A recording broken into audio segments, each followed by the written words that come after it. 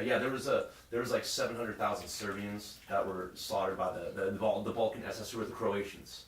So yeah. Okay. Yeah, I was just curious where the information came from. You're saying about your cousin or something about America before we were. Yeah, my uncle, he said to me, "Did you ever go to a movie?"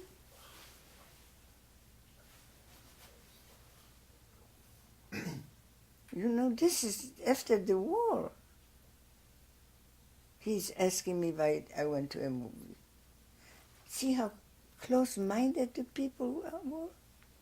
I'm not sure why that question would be. They would think that you had never seen a movie Because they don't understand. They don't. They live their own life, you know. So why was that shocking to you? Why, like, in terms, it was a question insulting? It's not. It wasn't. But how could anybody to ask such a question? It's a country. It's a movie. Everybody went to movies before the war. So you're saying that there wasn't a lot of reporting or communication back and forth between the United States and the countries of Europe to where people knew what was going on or didn't know what was going on or whatever until much later. Anyway, to me it was, I couldn't understand it. What do you think of America? Oh, I love it. Why should I? You know what I am saying?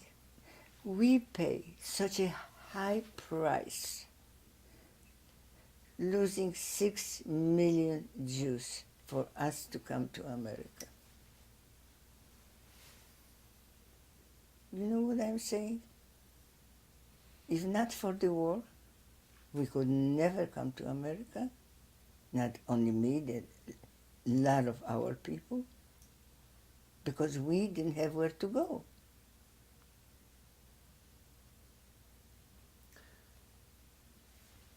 Did you enjoy going to Israel? Tell us about the first time you went to Israel. Oh yeah, I have my whole family there. The whole family is still there. I have here family, I don't even know who they are anymore.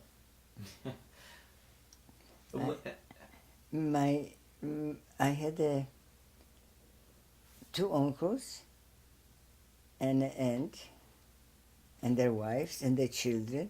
All right, they died right a long time ago, but they grandchildren and children don't know. They don't know me. I don't. They know me because I met them. Lost contact.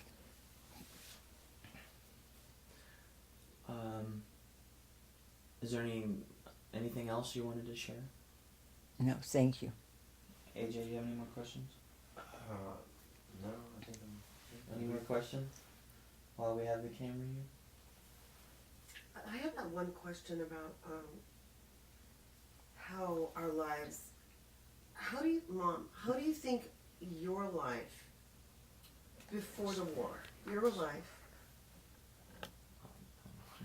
and the life of your children There's no thing on her. are the same or different before the war? Oh, You know, because you saw us grow up. if I would be in Poland, okay.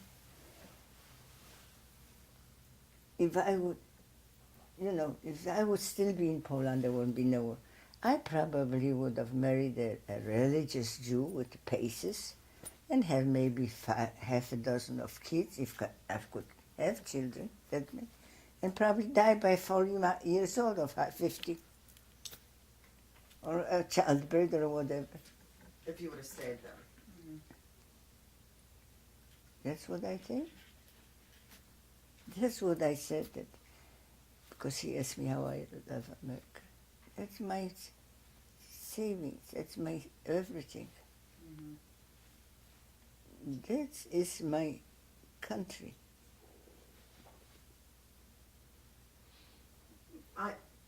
Here's my question.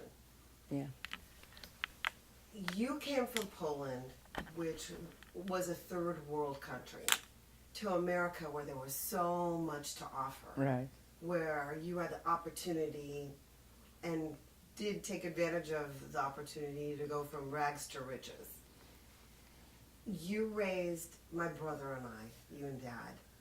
So I'm saying up until the age of 14 or 16, you know, when your life changed, what similarities or differences were there between the life that you now created, this new life for Howard and I, Between how you grew up and how they grew how up. we grew up, There and is, how you were there is no prior to comparison. the war? There is no comparison. Look, we live, and we were supposedly the middle class. We had the bakery, we were never hungry, we were dressed pretty good. You can never compare. It was poor. You have a small house, 2 rooms, in a kitchen. You have 6 people living there. I always slept with somebody. I never took a bed. Once a year, when it was summer, we went to the river, so we took a bed.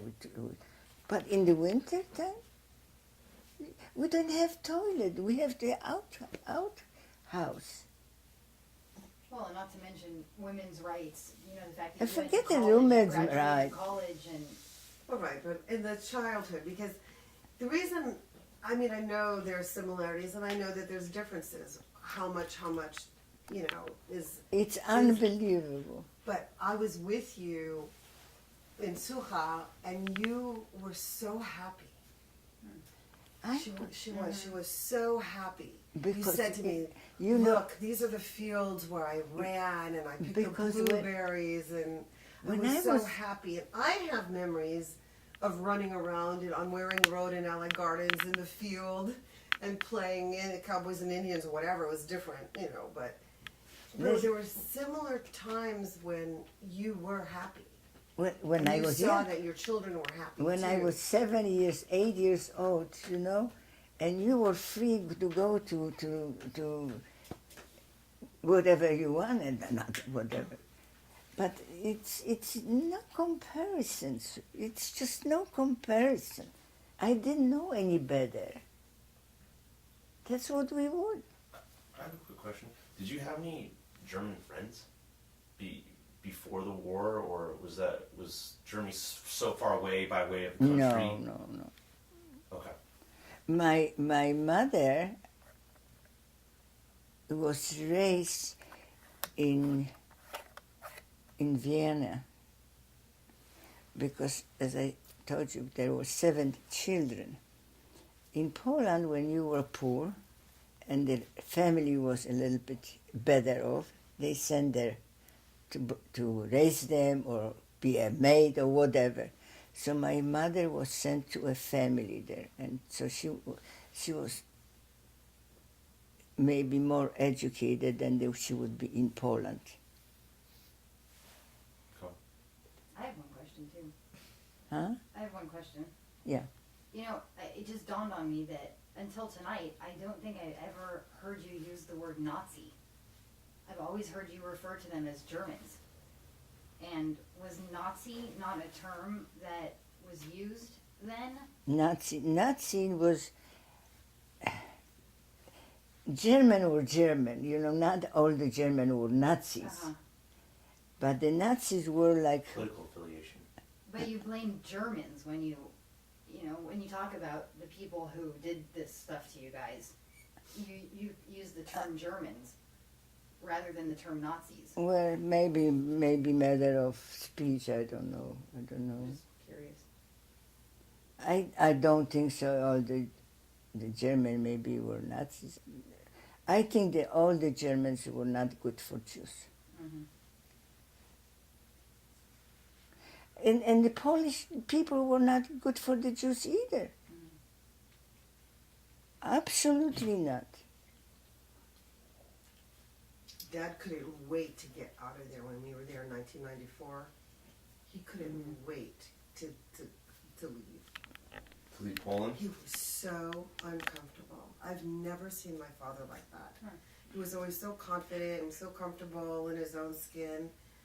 And all of a sudden, and I felt very appreciative that we went there, because when I saw how uncomfortable he was, I knew that he'd really gone out on a limb to be there, you know, for you. for Yeah. the family.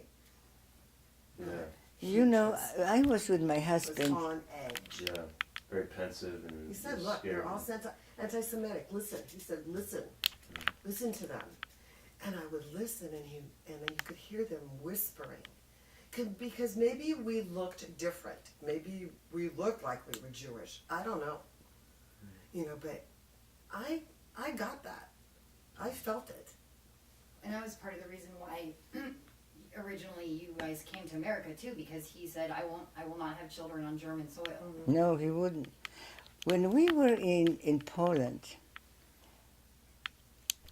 I was standing there where my husband used to live, and the two ladies, women, go back and forth around me. So I said to them in Polish, "What are you looking at me? Are you afraid that I might go and take my building, my whatever I have?" And this is in 1994, and you were going back to your property that you, Yeah, the bakery and the, yeah. and that's what they were thinking. That's what they were afraid of. And the fact is that a lot of our people didn't get their buildings. Their properties, their. No. Yes, because I you was told them. I was there with my husband, and the guy standing there in the window in the third floor. And you Jews, what are you doing here? So I start screaming at him, you know.